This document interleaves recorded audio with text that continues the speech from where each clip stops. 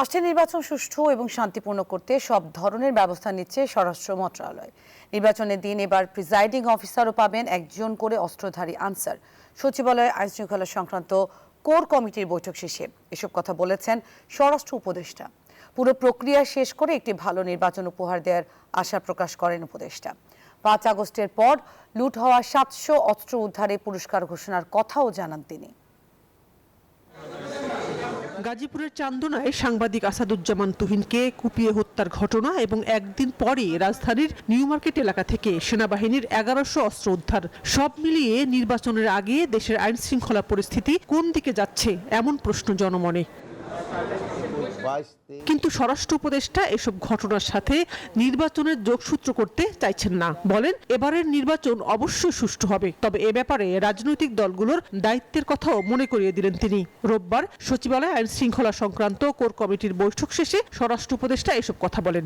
নির্বাচনে শোনেন, নিরাপত্তা আমাদের কোনো অরাজকতা হবে না, বাট নির্বাচনটা হলো সুষ্ঠু এবং সবভাবে হওয়ার জন্য কিন্তু শুধু আইন শৃঙ্খলা বাহিনী তো না, এটার ক্ষেত্রে মেইন ভূমিকা পালন করে নির্বাচনে অংশগ্রহণ করবেন তারা। তারপরে আমাদের আসছে ইলেকশন কমিশন।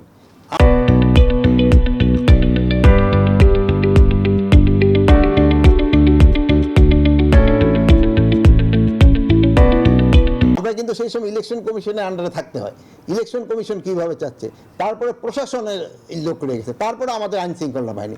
সবচেয়ে মেইন ফ্যাক্টর হলো জনগণ কিভাবে করে এটারে, যেহেতু তার তো যেতে হবে ভোট কেন্দ্রে। নির্বাচনে ভোট কেন্দ্রগুলোতে 4 জন নারী ও 6 জন পুরুষ আনসার সহ 2 জন করে সশস্ত্র আনসার থাকে। এবার প্রিজাইডিং অফিসারের সাথেও থাকবে একজন করে অস্ত্রধারী আনসার। প্রিজাইডিং অফিসারের সাথেও কিন্তু আমরা একজন হাতিয়ার সহ আনসার দিয়ে, অনেক সময় দেখেন যে প্রিজাইডিং অফিসারে অনেক সময় করে অ্যাটাক করতে যায়, এই জন্য ওনারও আমরা কিন্তু একটা হাতিয়ার সহ ওনার একটা গার্ড ব্যবস্থা করতেছি, যেন ওনারও কেউ যেন কোনো রকমের কিছু না করতে পারে।